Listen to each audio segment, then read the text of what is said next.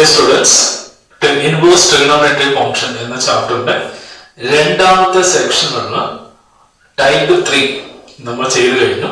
ഇനി നമുക്ക് ടൈപ്പ് 4 ലോട്ടാണ് പോകേണ്ടത്. അപ്പൊ നമുക്ക് ടൈപ്പ് 4ലുള്ള ഒരു 4 പ്രോബ്ലം ചെയ്ത് നോക്കാം. ടൈപ്പ് 1, ടൈപ്പ് 2, ടൈപ്പ് 3 അതുവരെ ചെയ്തു കഴിഞ്ഞു. ടൈപ്പ് 4ലുള്ള ഒരു 4 പ്രോബ്ലമാണ് ഇന്ന് ഡിസ്കസ് ചെയ്യാൻ പോകുന്നത്. ഇപ്പൊ ടൈപ്പ് 4ലെ ഒന്നാമത്തെ പ്രോബ്ലം എന്ന് പറയുന്നത് find the value of അതൊന്ന് എഴുതിയേക്കാം. Type number 4. Find the value of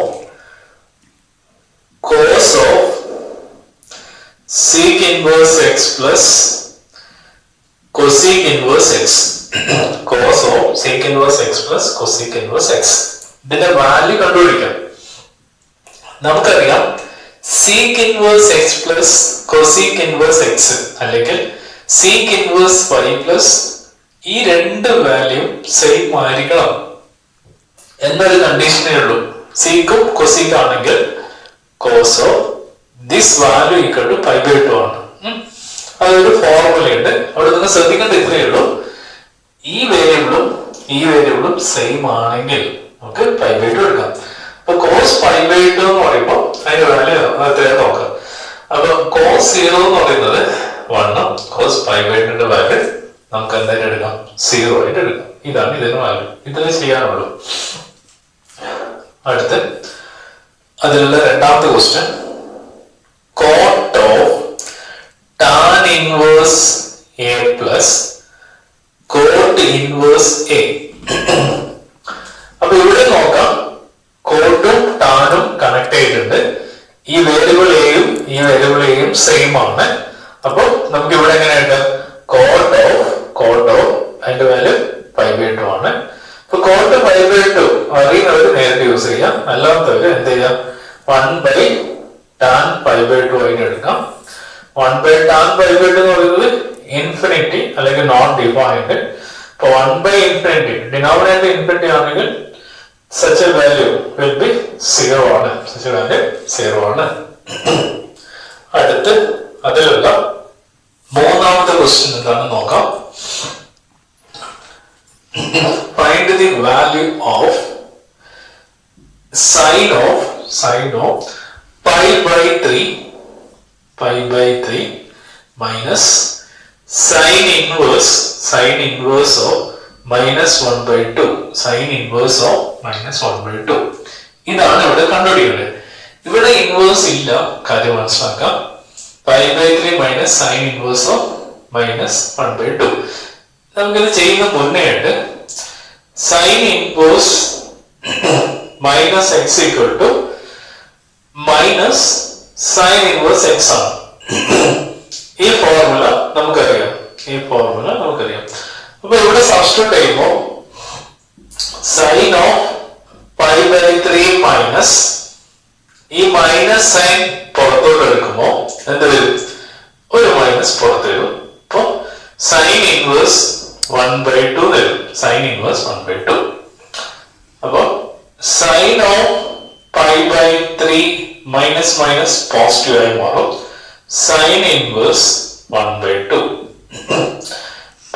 sin of pi by 3 plus sin inverse 1 by 2. അപ്പൊ സൈനിന്റെ ടേബിൾ നോക്കാം.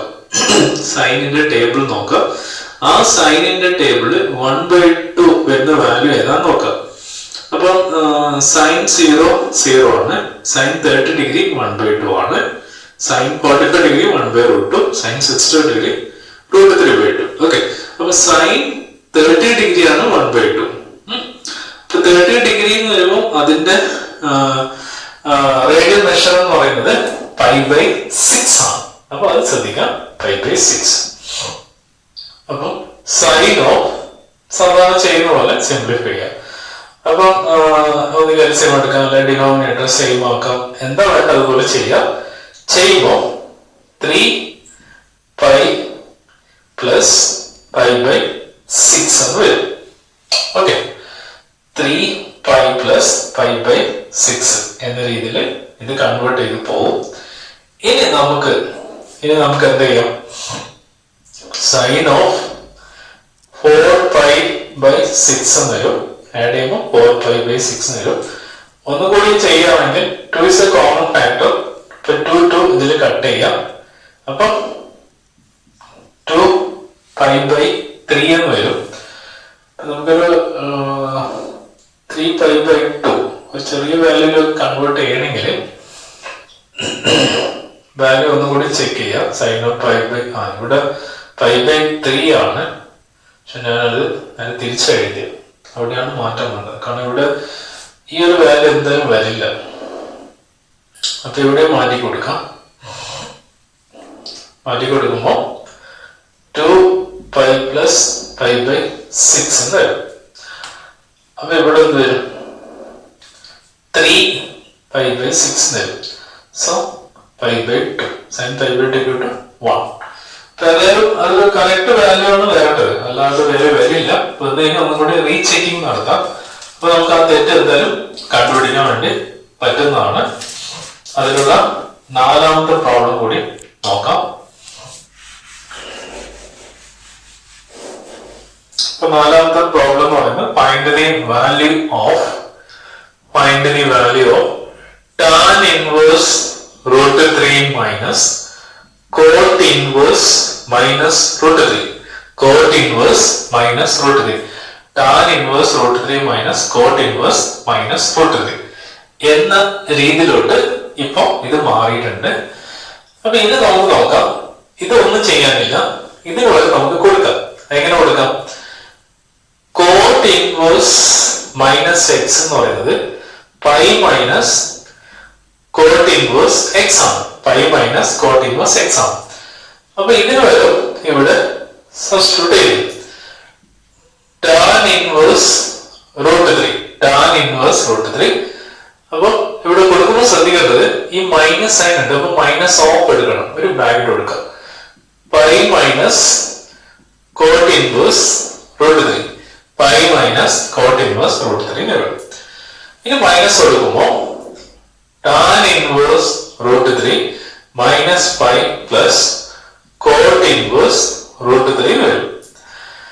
ഇനി ഇതിനെ ഇങ്ങോട്ട് എടുക്കുക, വൺ സൈഡിലോട്ട് എടുക്കുക. Minus π plus tan inverse √3 plus cot inverse √3 ആയി മാറും.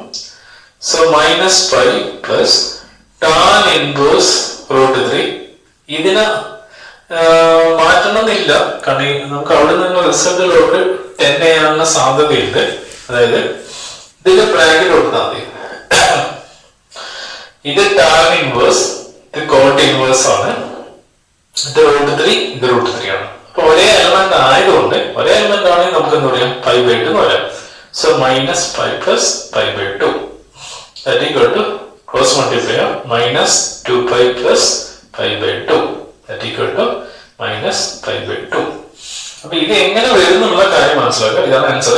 അതായത് sine inverse x plus cos inverse x equal to π/2 ആണ്. അപ്പൊ ഈ എക്സ് വേണം എന്ത് വന്നാലും, അതായത് sine inverse y plus cos inverse y ആണെങ്കിലും π/2 ആണ്. Sine inverse √2 plus cos inverse √2 ആണെങ്കിലും π/2 ആണ്. ഈ ഒരു ഫാക്ട് ആണ് നമ്മളിവിടെ യൂസ് ചെയ്തത്.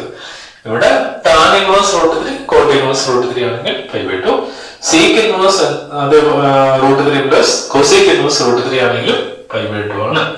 അപ്പൊ ഇതാണ് ടൈപ്പ് ഓഫ് ഫോർമുല നമുക്ക് പ്രധാനമായും ഡിസ്കഷൻ ആയിട്ട് വരുന്നത്. അപ്പൊ വളരെ ശ്രദ്ധിച്ച് ചെയ്യുക. ഇങ്ങനെ ഒരു പ്രോബ്ലം വന്നു കഴിഞ്ഞാൽ നമ്മളെ ഫോർമുല കൃത്യമായിട്ട് നമുക്ക് ഉപയോഗിക്കാൻ പറ്റണം.